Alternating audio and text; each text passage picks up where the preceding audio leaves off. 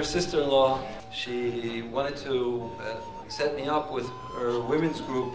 She says, tell me what's the name of your book. The ladies want to know. So I said, Living a Line. She goes, oh, that's amazing, living online. It's not living online, it's living a line. What does it mean, living a line? What does it mean? I want to conclude with a story. It's an amazing story, a true story, a famous story, historically famous story. Accompany us on our derech, on our way, to give us a visualization. What does it mean to live in line with Hashem? Everyone knows the two holy brothers, our Rebbe Zusha, Rebbe Elimelech. In the beginning, Rebbe Elimelech was not yet connected to his Rebbe the Maggid. Rebbe Zusha met the Maggid before Rebbe Elimelech. And after meeting Maggid, so he met up with his brother, and his brother sensed there was something different about him. And he went out to the forest, and his brother followed him. And he saw something very strange. He saw his brother doing strange things, standing on his head and then falling over. Repeatedly, standing on his head and falling over. Wow, this is ridiculous, what's going on? He decided he was going to confront his brother. He says, you know, I see you're having troubles. Maybe, you know, you need a good life coach or something. So he says, well, really, I'll tell you why I'm doing this.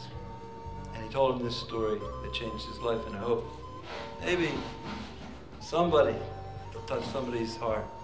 He said there was once in a little village a man and his virtuous wife. They had a little farm, growing vegetables, little livestock.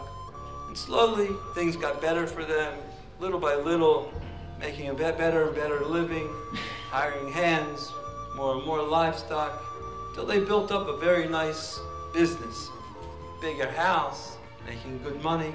And then all of a sudden the husband says to the wife, you know, dear, what's it all about? She didn't understand where he was going. He says, you know, we're here in this beautiful place, but you know, in the capital, there's the king. What's life without the king? What does it all mean? He's so benevolent. People love him, and we're so far away. She says, well, what do you want to do?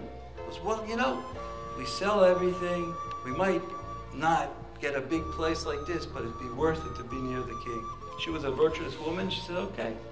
They liquidated everything, took their cash, and they moved to the capital city. It didn't take long for them to understand that just because you live in the capital city, you don't see the king every day. And the man decided, you know what? I got to get in there. So he said to his wife, you know what? We still have a little bit of money. I'm going to somehow get a job in the castle. And he took the money and he bribed somebody, and he got a job as being the assistant to the fire attendant who made the beautiful fireplace for the king. After a while, he took over, and he was the official fire attendant of the royal chambers. And it didn't take long. He did his job so meticulously, with such love, that the king actually asked the CEO of the castle, you know what? Somebody's making this fire in a really special way. I want to meet him. I want to see this guy. So the next thing you know, this farmer / fire attendant is standing face to face with the king. And the king's saying, you know, you're putting a lot of work into this fire. You're really, really doing it with a lot of love. And the farmer just blushes. He's just like, wow. So he said, it's all for the king. You know, I'm just doing it for you. So he says, well, maybe you need something. So he says, I don't need anything. I'm just happy serving the king. So the king says, but maybe something. So he thought, and he says, you know what I want? More than anything, I want the ability to see the king whenever I want. And now the king starts to blush. He's standing there, you want to see me whenever you want. He says, well, look, you know, I have my private moments.